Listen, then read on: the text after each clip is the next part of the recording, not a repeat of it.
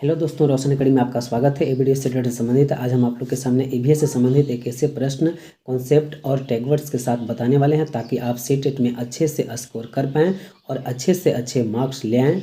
तो चलिए हम बात करते हैं 61 प्रश्न पे। अगर इस चैनल पर नए हैं तो आप चैनल को सब्सक्राइब कर लें और बेल आइकन को दबा दें ताकि आपको सबसे पहले नोटिफिकेशन प्राप्त हो। और टेलीग्राम और व्हाट्सएप से जुड़ने के लिए आपको डिस्क्रिप्शन बॉक्स में लिंक दिया हुआ है, आप वहां से जा करके जुड़ सकते हैं और पीडीएफ प्राप्त कर सकते हैं नोट्स के रूप में जो है। तो आपको हम लेके चलते हैं क्वेश्चन नंबर 61 नंबर प्रश्न देखेंगे। निम्नलिखित में से कौन सा कथन आकलन प्रक्रिया के विषय में सबसे कम उपयुक्त है? सबसे कम उपयुक्त है उसको देखना है। पहला कह रहा है कि बच्चे का निजी विवरण और व्यक्तिगत पृष्ठपोषण यानी फीडबैक देना वांछनीय अभ्यास है। दूसरा, सीखने के संकेतकों और उप संकेतकों की सूची बनाना रिपोर्टिंग को अधिक। तीसरा, ठीक, अच्छा और बहुत अच्छा जैसी टिप्पणियां बच्चे के सीखने के बारे में एक समझ प्रदान करती है। चौथा, बच्चे के पोर्टफोलियो में केवल उनके सबसे बेहतर कार्य न होकर सभी तरह के कार्य होने चाहिए। तो आप लोग कमेंट बॉक्स में आंसर करें, इसका आंसर क्या होगा 61 प्रश्न का। सबसे कम उपयुक्त पूछा जा रहा है, इसमें आंसर जो है सो सभी ठीक ठाक है, लेकिन कम महत्वपूर्ण कौन सा है उसको चुनना है, क्योंकि सेटेट जो है वो तुलनात्मक प्रश्न पूछती है, तुलना करती है। ये चारों में तुलना करवा रही है कि चारों में से कौन सबसे कम महत्वपूर्ण है। इसका आंसर हो जाएगा पहला, बच्चे का निजी विवरण और व्यक्तिगत पृष्ठपोषण फीडबैक देना वांछनीय अभ्यास, यही कम उपयुक्त है। सबसे कम उपयुक्त में यही है, तो तुलना करना था आपको, पहले ही आंसर होगा। चलिए आगे देखते हैं। 62 नंबर प्रश्न देखेंगे। दिए गए प्रश्न को ध्यान से पढ़िए। क्या आपने अपने घर या स्कूल के आसपास जानवर देखे हैं जिनके छोटे बच्चे हैं? अपनी नोटबुक में उनके नाम लिखिए। इस प्रश्न के माध्यम से किस प्रक्रमण कौशल का आकलन किया गया है? पहला, वर्गीकरण एवं चर्चा। दूसरा, परिकल्पना एवं प्रयोग करना। तीसरा, न्याय के लिए सरोकार। चौथा, अवलोकन एवं रिकॉर्डिंग। तो आप लोग कमेंट में आंसर करें, इसका कौन सा आंसर होगा। तो चलिए इसका आंसर चौथा हो जाएगा, अवलोकन एवं रिकॉर्डिंग, क्योंकि वर्गीकरण पर चर्चा करना नहीं है। क्योंकि यहाँ पर कह रहा है कि आपने अपने घर या स्कूल के आसपास जानवर को देखे हैं इनके छोटे बच्चे हैं, अपनी नोटबुक में नाम लिखने के लिए कहा जा रहा है, तो इससे वर्गीकरण पर चर्चा की तो बात ही नहीं है। दूसरा कह रहा है परिकल्पना एवं प्रयोग करना, ये भी नहीं होगा। न्याय के लिए सरोकार, ये भी नहीं होगा। अवलोकन कर रहा है, जब उसका नाम एंट्री कर रहा है, छोटे बच्चे को नोटबुक में नाम लिख रहा है तो उसको अवलोकन कर रहा है और रिकॉर्ड कर रहा है। चलिए आगे देखते हैं। 63 नंबर प्रश्न देखते हैं कौन सा सही है। 63 नंबर प्रश्न, पर्यावरण अध्ययन की अंतः विषय प्राकृतिक पर्यावरणीय मुद्दों को द्वारा संबोधित करती है। पहला, विज्ञान और सामाजिक विज्ञान की विषय वस्तु और पद्धति के प्रयोग। दूसरा, सामाजिक विज्ञान और पर्यावरण शिक्षा की विषय वस्तु और पद्धति के प्रयोग। तीसरा, विज्ञान की विषय वस्तु और पद्धति के प्रयोग। चौथा, विज्ञान सामाजिक विज्ञान और पर्यावरण शिक्षा की विषय वस्तु और पद्धति के प्रयोग। तो आप लोग कमेंट में आंसर करें, 63 के आंसर कौन सा सही है।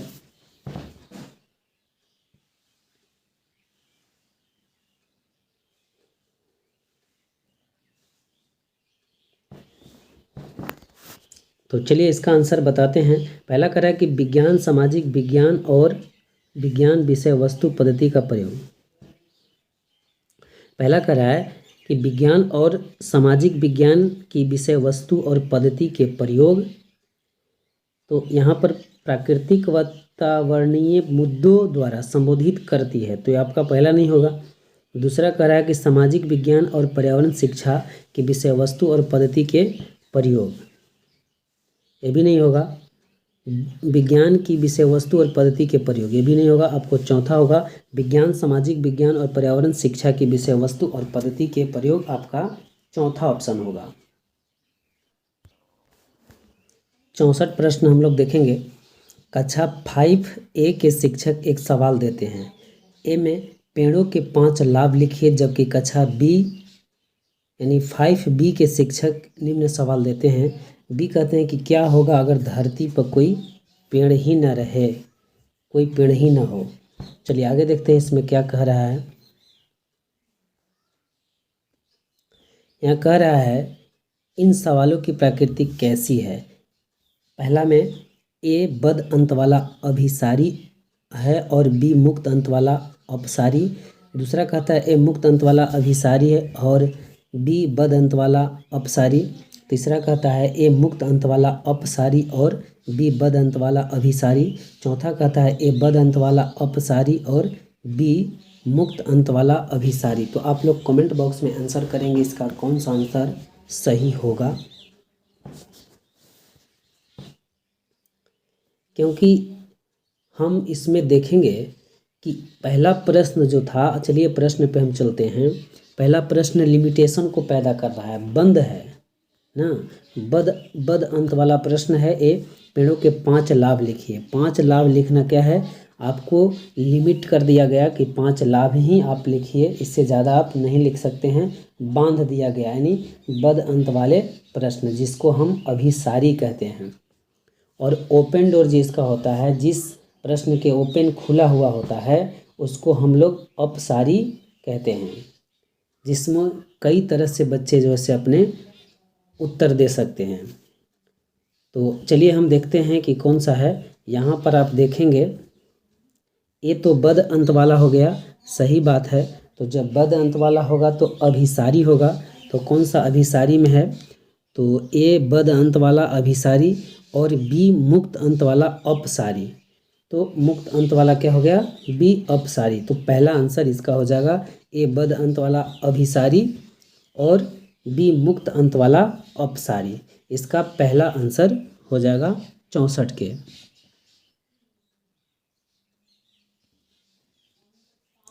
चलिए आगे देखते हैं आगे क्या है। एक तरह से और मैं बता देना चाहता हूं कि इस पे हम वीडियो एक बना करके आप लोग को जल्द हम देने की कोशिश करेंगे ताकि आपका 1 नंबर ना छूटे।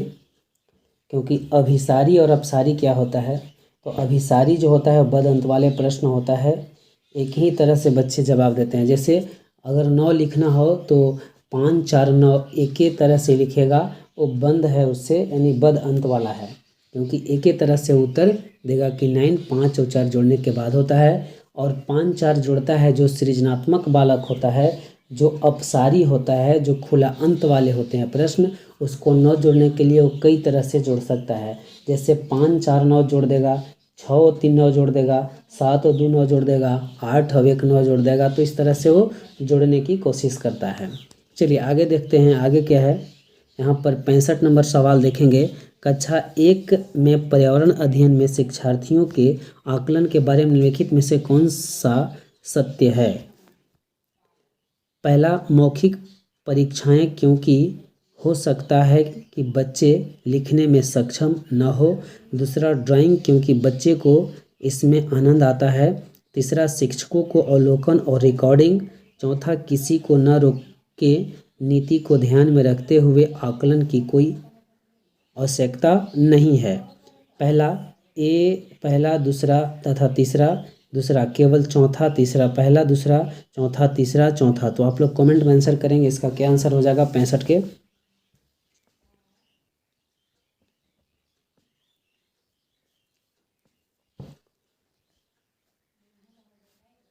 तो 65 के आंसर आप लोग करेंगे।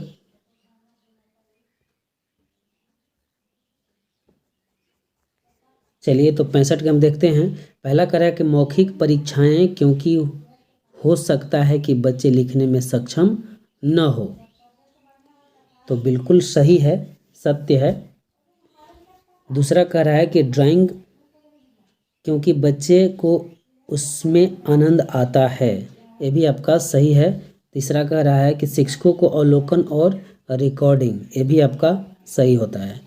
चौथा कह रहा है किसी को न रोके नीति को ध्यान में रखते हुए आकलन की कोई आवश्यकता नहीं है। तो ऐसा तो नहीं है कि किसी को ध्यान में न रखते हुए आकलन की आवश्यकता ही नहीं पड़ता है, हर बच्चों के आकलन की आवश्यकता पड़ता है, इसलिए आपका ऐसा ही गलत हो जाएगा।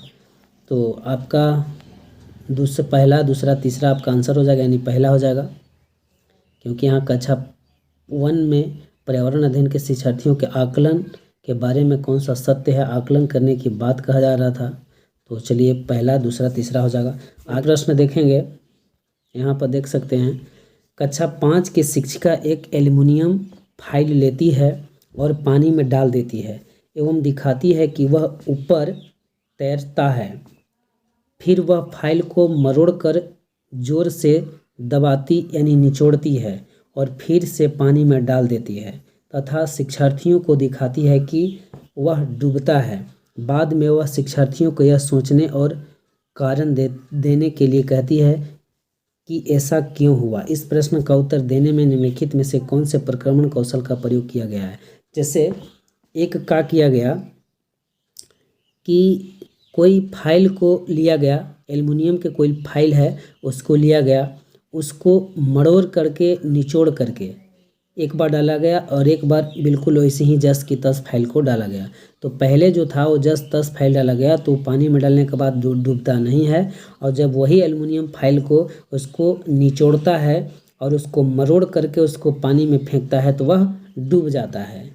तो इसमें कह रहा है कि शिक्षार्थियों को दिखाती है कि वह डूबती है ना, जो फाइल डूबता है उसको दिखाती है। बाद में शिक्षार्थियों को यह सोचने और कारण देने के लिए कहती है कि ऐसा क्यों हुआ। इस प्रश्न का उत्तर देने में कौन सा प्रकरण कौशल का उपयोग किया गया। तो आप लोग आंसर करेंगे, इसका कौन सा आंसर होगा।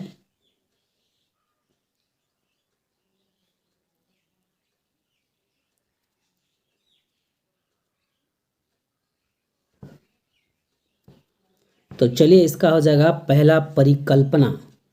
तो आपका परिकल्पना हो जाएगा, क्योंकि शिक्षिका द्वारा जो प्रयोग किया गया वह परिकल्पना यानी प्रक्रमण कौशल से संबंधित है, जो कक्षा 5 के विद्यार्थियों पर किया गया, शिक्षार्थियों पर किया गया। शिक्षार्थी के मतलब होता है शिक्षा प्राप्त करने वाला व्यक्ति, छात्र या विद्यार्थी हम कह सकते हैं। चलिए आगे देखते हैं आगे क्या होगा। 67 नंबर प्रश्न देखेंगे, पर्यावरण अध्ययन के शिक्षा शास्त्र के संदर्भ में सिवाय डॉट डॉट के निम्नलिखित सभी वांछनीय अभ्यास हैं। किसके सिवाय, यहाँ पर सिवाय लिख दिया गया है, सिवाय हो, नहीं हो, के अलावा, ये सब निगेटिव टैग वर्ड्स हैं, आप लोग ध्यान में रखेंगे। पहला कह रहा है आलोचनात्मक चिंतन और समस्या समाधान के लिए क्षमता संवर्धन करें। दूसरा कह रहा है बच्चों की असीमता व्यक्तित्व का पोषण करने। तीसरा कह रहा है वास्तविक अवलोकन के स्थान पर पाठ्य पुस्तकीय ज्ञान की श्रेष्ठता को स्वीकार करने। चौथा कह रहा है पाठ्य वस्तुओं और संदर्भों की बहुलता को बढ़ावा देने। तो आप लोग कमेंट में इसका आंसर करेंगे कि क्या इसका आंसर सही होगा, किसके सिवाय बोला जा रहा है। तो आप लोग आंसर करें। तो यहाँ पर देख सकते हैं इसका आंसर तीसरा हो जाएगा 67 के। कह रहा है कि वास्तविक अवलोकन के स्थान पर पाठ्य पुस्तकीय ज्ञान की श्रेष्ठता को स्वीकार करने। पहला कह रहा है कि आलोचनात्मक चिंतन और समस्या समाधान के लिए क्षमता संवर्धन करने, ये तो पॉजिटिव हो गया। दूसरा कह रहा है कि बच्चे की असीमता, असीमता क्या है, पॉजिटिव शब्द है। सीमित जब रहता तब तो व्यक्तित्व की बात बोला जा रहा है, असीमित कह रहा है, सीमित नहीं कर रहा है, इसलिए असीमित व्यक्तित्व का पोषण करना, ये भी आपका पॉजिटिव हो गया। चौथा कह रहा है पाठ्य वस्तुओं और संदर्भों की बहुलता को बढ़ावा देना। तो संदर्भ हमने बताया था कि संदर्भ एक पॉजिटिव टैग वर्ड्स है, बहुलता को बढ़ावा देने की बात कहा जा रहा है, इसलिए ये भी टैग वर्ड्स जो है पॉजिटिव है। सिवाय जो निगेटिव है, वास्तविक अवलोकन के साथ पाठ्य पुस्तकीय लगा हुआ है, तो ज्ञान की श्रेष्ठता को स्वीकार करना, यही आपका आंसर हो जाएगा। चलिए आगे देखते हैं 68 नंबर प्रश्न। 68 नंबर प्रश्न कहता है कि महेश कक्षा 4 के शिक्षक है, वे वृक्ष संरक्षण की अवधारणा पर शिक्षार्थियों को संवेदनशील बनाने के लिए योजना बनाते हैं। निम्नलिखित में से कौन सी एक गतिविधि इस उद्देश्य के लिए सर्वाधिक उपयुक्त है। पहला वाद विवाद प्रतियोगिता का आयोजन करना। दूसरा एक पौधे को अपनाने और उसका पोषण करने के लिए प्रत्येक विद्यार्थियों को अभिप्रेरित करना। तीसरा पोस्टर प्रतियोगिता में हिस्सा लेने के लिए शिक्षार्थियों को प्रोत्साहित करना। चौथा समूह चर्चा के लिए शिक्षार्थियों के समूह बनाना। तो आप लोग कमेंट में इसका आंसर करेंगे, इसका आंसर कौन होगा।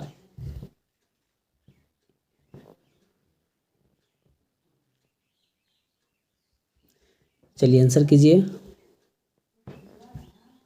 तो चलिए इसका आंसर हो जाएगा दूसरा, एक पौधे को अपनाने और उसका पोषण करने के लिए प्रत्येक शिक्षार्थियों को अभिप्रेरित करना। शिक्षार्थी के मतलब होता है शिक्षा प्राप्त करने वाला व्यक्ति, छात्र या विद्यार्थी हम कह सकते हैं, इसलिए आप लोग कंफ्यूज इसमें न होंगे। करा कि महेश कक्षा 4 में महेश जो है से कक्षा 4 के शिक्षक है। वे वृक्ष संरक्षण की अवधारणा पर विद्यार्थियों को संवेदनशील बनाने के लिए योजना बनाते हैं।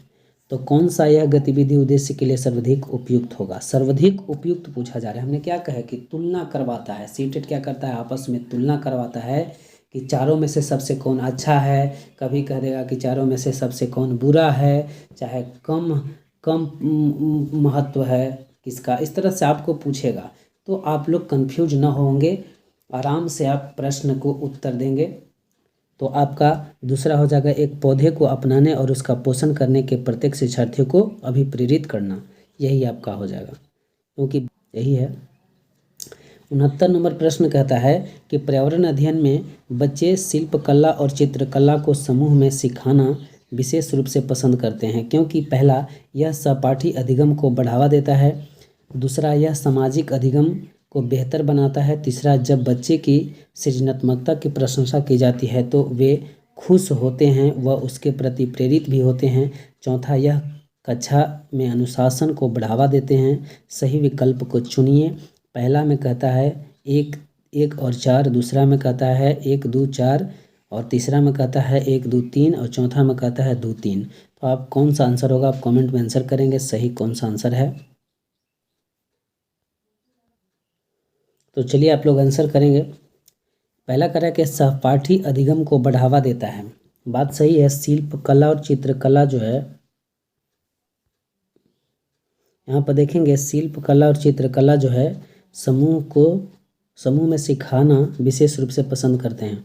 तो किसको बढ़ावा देता है? शिल्प कला और चित्रकला। यह सहपाठी अधिगम को बढ़ावा देता है।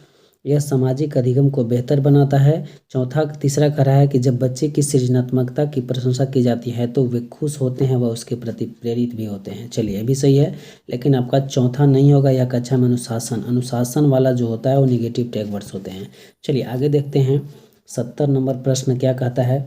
70 प्रश्न कहता है, प्रयोग करना आकलन का एक संकेतक है। निम्नलिखित में से कौन सा एक प्रयोग करने संबंधी संकेत का आकलन करने का सबसे उपयुक्त तरीका है? पहला, चित्र पठन। दूसरा, सृजनात्मक लेखन। तीसरा, निदर्शन प्रदर्शन। चौथा, हस्तपरक गतिविधि। तो आप लोग कमेंट बॉक्स में आंसर करेंगे कौन सा आंसर सही होगा।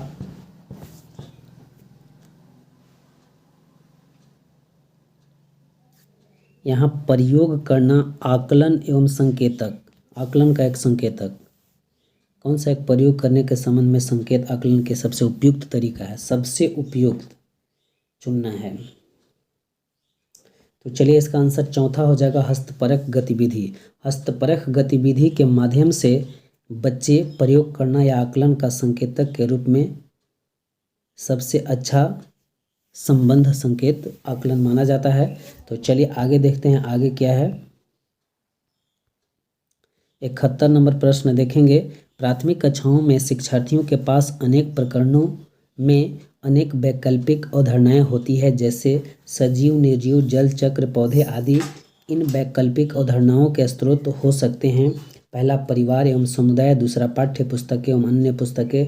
तीसरा, शिक्षक। चौथा, कहानियाँ एवं कविताएं। सही विकल्प को चुनिए। पहला 1 और 2 4, पहला में है 1 2 4, दूसरा में है 1 2 3 4, और तीसरा में है केवल 1 यानी 1, और चौथा में है केवल 1 और 2।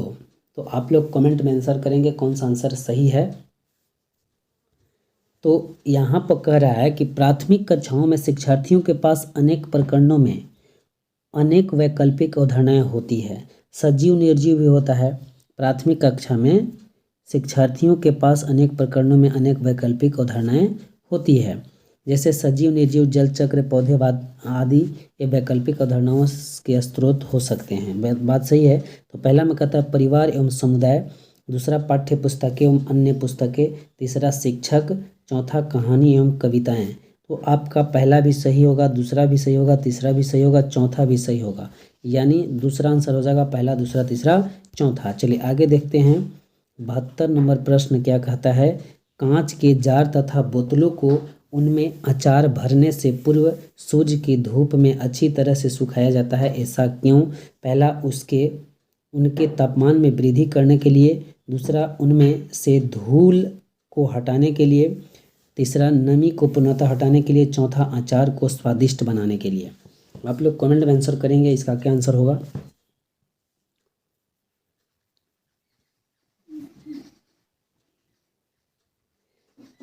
जैसे महिलाएं लोग होते हैं जो घर में गृहिणी का काम करते हैं, वो अचार वगैरह लगाते हैं, तो अचार लगाने से पहले बोतल को सुखाते हैं। क्यों ऐसा करते हैं?